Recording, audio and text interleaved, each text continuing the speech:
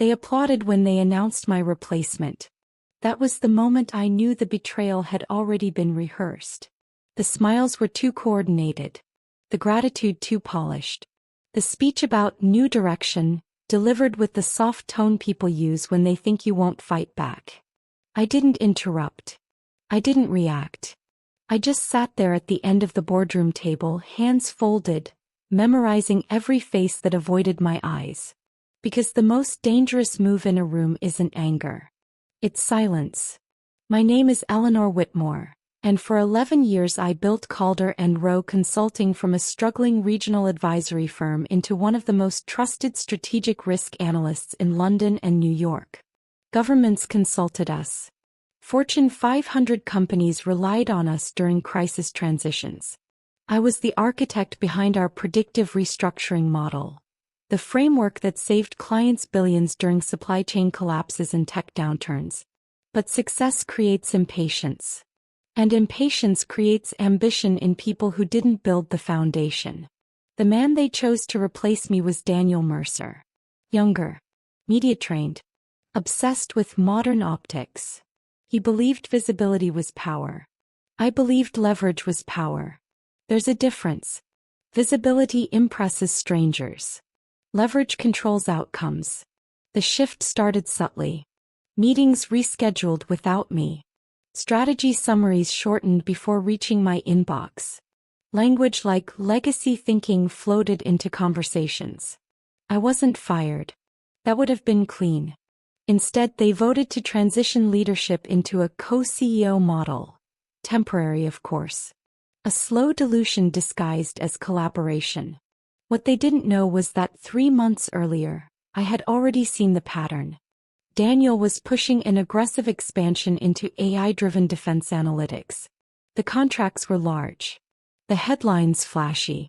But buried inside those agreements were compliance vulnerabilities tied to data jurisdiction laws between the UK and US. One clause, overlooked by legal in their rush, created exposure if federal review ever occurred. I raised the concern privately. He dismissed it publicly. So I stopped arguing. Instead, I started preparing. For years, I had maintained something most executives neglect: documentation. Every risk assessment.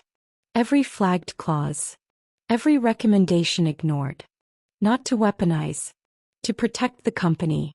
But protection and leverage often look the same from the outside. 2 weeks after my demotion announcement, Calder and Rowe scheduled its annual Global Strategy Summit in Manchester.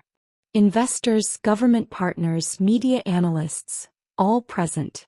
Daniel planned to unveil the new defense AI expansion as his defining move. He rehearsed for weeks. So did I. The night before the summit, I triggered a procedural review clause embedded in our governance charter. A clause I had insisted on adding years earlier after a compliance scare in Boston. It required full public disclosure of any flagged regulatory risks before shareholder approval on international contracts. It had never been used. Till now. The morning of the summit, Daniel stood beneath a 40-foot LED display projecting future growth charts. Applause rolled through the auditorium as he spoke about bold evolution and fearless scaling. Then the compliance notification hit every investor tablet in the room. Regulatory risk disclosure, mandatory review activated. You could feel the oxygen shift. Daniel paused. Just briefly. But long enough. He tried to recover, smiling as if it were procedural housekeeping. Then the second document auto-loaded. My report. Time-stamped 3 months earlier. Detailing the data jurisdiction vulnerability. Projected litigation exposure. And projected financial loss under worst-case federal audit. The room went still. No accusations. No dramatic confrontation. Just facts. Daniel attempted to frame it as theoretical. But investors don't gamble on theoretical exposure. They calculate it. And once numbers appear on screens, emotion disappears. One board member asked why the report hadn't been presented earlier. Daniel answered. Then they asked why the governance clause had been triggered now. I answered. Calmly. I waited until all stakeholders were present. Transparency works best when witnessed. The vote to approve expansion was postponed. Shares dipped 7% by afternoon. Not catastrophic, but enough to shift authority. Over the next 48 hours, independent legal teams reviewed the contracts. They confirmed the vulnerability. Not criminal, but reckless. Recklessness doesn't survive long in firms built on trust. 3 days later, the board called an emergency session. Daniel framed it as sabotage. I framed it as duty. The difference mattered, because my documentation proved I had raised concerns privately first. The power shift wasn't explosive. It was surgical. The board dissolved the co-CEO model. Daniel's role was redefined as head of external affairs, optics, media, conferences. Leadership authority returned fully to me. But I didn't celebrate. Because revenge wasn't the objective. Stability was. Over the next 6 months, I renegotiated every defense contract with corrected jurisdiction protections. We expanded, slower but stronger. Investor confidence rebounded beyond previous levels because we demonstrated something rare.